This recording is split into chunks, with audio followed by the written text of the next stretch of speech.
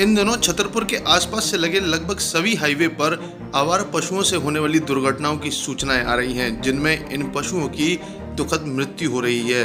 और बड़ी बात यह है कि हाईवे पर तेज रफ्तार गाड़ियों से लगातार एक्सीडेंट के चलते गायों की मृत्यु का आंकड़ा भी तेजी से बढ़ रहा है। और इतना ही नहीं, इस मौसम में आवारा पशुओं की संख्या तो इतनी ज़्यादा बढ़ चुकी है कि गाड़ी चलाना और तेज रफ्तार में किसी भी प्रकार की दुर्घटना होने की संभावनाएं बनी हुई हैं।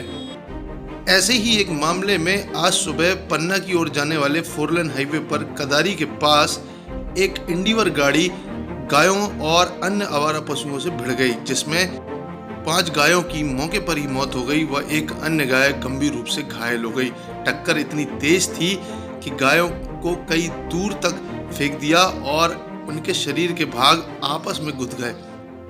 इतनी तेज भिड़ंत की वजह तेज स्पीड में आ रही इंडिवर गाड़ी थी, लेकिन ऐसी एक दुर्घटना अभी 2 दिन पहले ललौनी तगड्डे के पास हुई थी और उस घटना में भी कई गायें घायल हुई और कुछ की मृत्यु हो गई थी। इससे पहले गढ़ी मलेरा रोड पर एक बड़ा हादसा हुआ था, जिसमें 12 के आसपास गायें खत्म हो गई थी।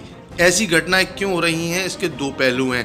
एक तो अचानक से बारिश के मौसम में इतने सारे पशुओं की संख्या हाईवे पर क्यों बढ़ गई है।